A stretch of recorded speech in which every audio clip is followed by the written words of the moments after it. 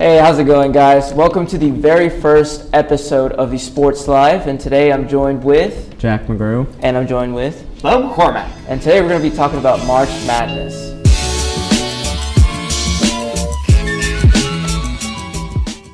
And kind of crazy this year, I'll say. Are there any crazy games that you guys want to talk about? Honestly, I gotta talk about the High Point game. I mean, they played a good game, and getting that upset from Wisconsin, they really deserve that, and look forward to seeing him in the next round. I was going to say, for me, Chase Johnson, bro, that guy was going off, you know what I'm saying? And I don't know if you guys got to see, in the broadcast, they showed his shoes and, it showed a verse. It was Acts 20:24. Mm-hmm. I really love that, and, I think that just kind of highlights the player that he is. It just highlights his faith, and, hopefully for me, I don't know, I just feel like High Point is a really good team. Brackets-wise, how are we doing? So far, I think I'm doing really good. High Point and Wisconsin both played a really good game. Mm-hmm. I was trying to stay in my bed for that game because I had Wisconsin winning against High Point. Mm-hmm. I did not think there was going to be a huge upset. I thought Wisconsin was going to blow them out of the water. Yeah. But they both Next played. thing you know, you're going to be screaming. You're going to be screaming under your pillow at night. Exactly. But I also thought that was going to happen because, it was like back and forth the whole game, which that's what I love about basketball. Like, it's always, if it's not back and forth, then it's not going to be fun to watch because, if it's a good team, like Duke whooped like half these teams, but by a lot. Yeah, no, for and me. that wasn't fun to watch because it's not really the game of basketball. If not much teams are scoring. If they're scoring, then one team just goes up and then the other team just goes way down, loses by a lot. Yeah. Speaking of Duke, everyone has made it to the, I think it's the Sweet 16, I think? Yeah. I'm pretty sure, yeah. Okay, so the Sweet 16, everyone's got a second chance now to prove themselves to become the champion. So I prefer that it's going to be I think that either Duke or Arizona are going to make it all the way to the championship. It's either going to be, or they're either going to be playing against each other. What y'all's takes? I feel like, obviously, Duke is a favorite among everybody. Obviously, they're doing really good. But, me personally, maybe kind of crazy take, but I'm going to go for UConn. I got UConn. UConn? Yep, I got UConn. Wow, that's a bold take. I know. A bold take. I'm going to say either Duke, UConn, or Purdue because in the past, y'all probably might disagree with me with this, but 100%. Oh boy, I already know where this is going. In the past, Duke has choked in the finals. That is true. Last year, Duke did choke in the finals. Yeah, and they lost. Yes. So and this is the Duke. Second year in a row they would make it to the finals, so they go again. Yes, but people think Duke is so good, but I'm gonna go with Purdue.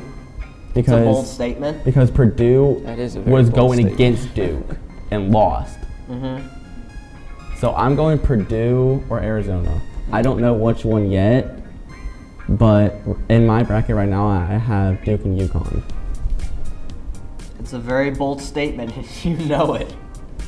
Yeah, that's crazy. All right, well, we kind of took a look at, before we started recording, we kind of took a look at the next few games, tomorrow not tomorrow, the 26th and the 27th, and we kind of highlighted a few games that we kind of be interested in is Iowa versus Nebraska.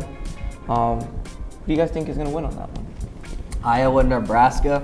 I would have to say roll Cornhuskers.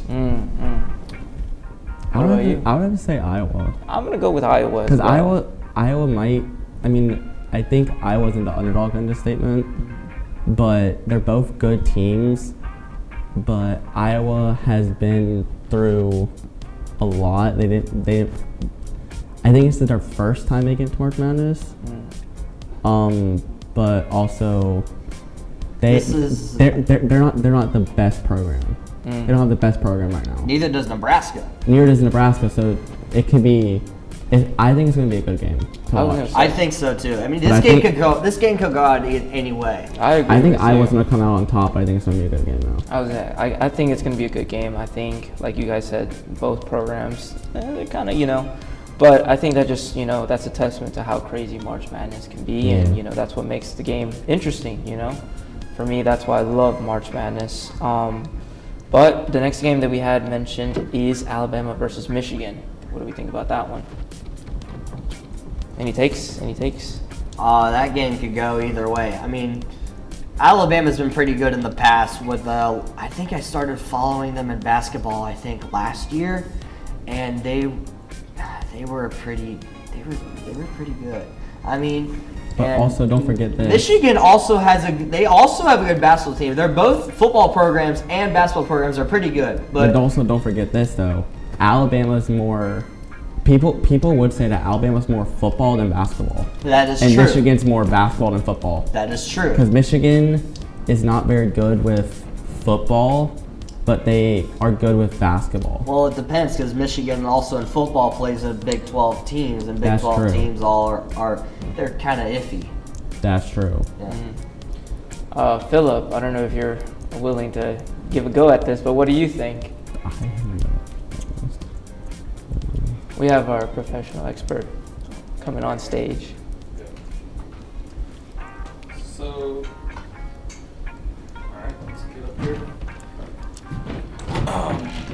So, my hot take is Allen's wrong. It's not UConn. That'll go all the way. They're frauds. 100%,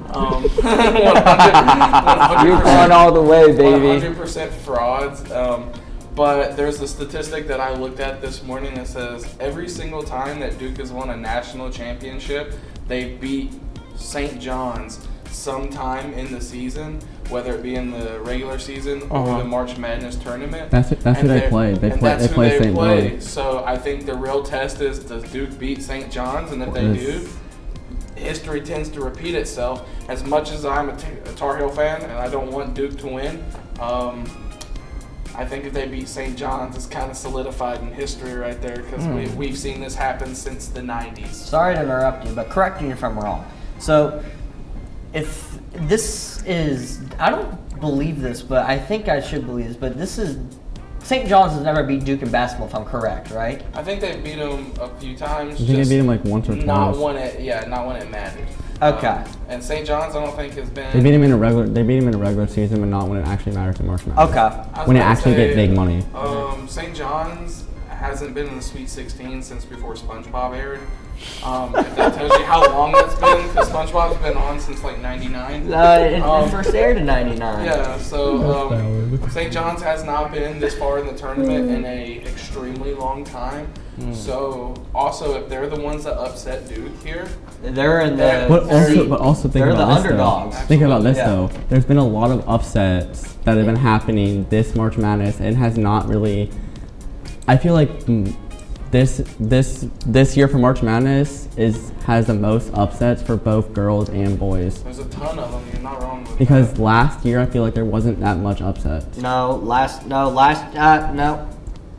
I'm taking the words out of my mouth. You're right on that. Last year there was like correct me if I'm wrong, I think there was like 2 to 3 upsets last year. There might have been a few more than that, but it's not to the extent that it was Which now is like every single game is an upset. Just about. It's like every single game besides the Michigan State game is an upset. But that's been really good for us viewers. I mean, it's been exactly. Really it's been keeping us interesting. Absolutely. And seeing what's been happening in that sports world. Because last year March Madness was kind of boring because all the upsets weren't happening. All the upsets were losing. I was gonna say, I'm pretty sure this morning I saw somebody, I think it was on SportsCenter, somebody said that this year's March Madness it's completely different. It's not as interesting as it has been in past years, and I don't know. I feel like I kind of disagree with that. I feel like I disagree with that because there's been 2 Sun Belt teams this year that had made it to March Madness. That's what I was gonna say. One for girls, which is JMU. They lost first round. And then one, and then one for the boys, which won the Sun Belt Conference. There's 2. There was Southern. I think Southern Miss made it too. No, Southern Miss did not make it. Who was the second one? There was one for girls and one for boys. Oh, I see. JMU for girls, and then Sun Belt Conference champions. Yeah, and then Troy. Which for the boys, Yep. which they lost in the first round. Yep. Because they also played. I think I played Duke. No, they played. They played someone. They played Nebraska. That They makes played sense. Nebraska. Okay. All right. Well, the last prediction that we have is Michigan State versus UConn. You guys already know what my prediction is for this one. I know for sure you're going UConn. For sure you're going UConn. Don't admit. Maybe I'm delusional, but I think I got UConn. You know what I'm saying? I personally have Michigan State because Michigan State has played really well since the first game they had, and they also won I think like 101 to something when they played the team. That's interesting. Michigan State gave Duke a run for its money earlier in the regular season. It went down to the final minute, and UConn got blown out in their conference tournament by St. John's just a few weeks ago. Give me Michigan State and Tom Izzo, the legendary coach, every day of the week. You know, like we say, guys, upsets. They happen. They happen. You know what I'm saying? Knowing this season, I think an upset's going to happen. I mean, I feel like we can't rule UConn. I feel like there'll be an upset in the championship. Because look at this one, Florida lost.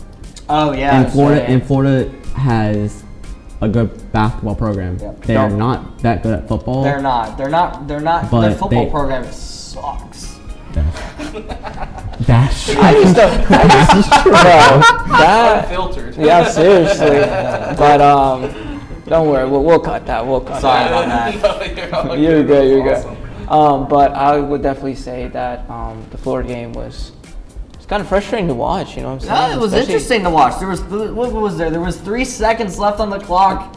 It was Iowa's ball. They had someone down at the other end of the court and at half court. They passed it to half court to dribble it in. Then they passed it out to the corner. And who was it that shot that made that 3, that game-winning 3? You remember that guy? I can't remember. I do not remember. I remember Okay, his. while we're on that topic, let's talk about the Kentucky game. Oh my God! When they were down by 16. By 16, they came back, made a half-court shot to win the game, and switched it. Are you serious? They made a half-court shot? Yes. Dude, What? You haven't seen Kentucky, it? No. Kentucky made they threw it in. There was 3.8 seconds left. Rolled it, half court, shot it, made the 3, made the half court shot, no backboard, switched it and won the game. Really? For Kentucky. Wow, that's a once-in-a-lifetime miracle right there. I was gonna say that. Hey, that's pretty crazy, but Madness of March. exactly. It is, yep.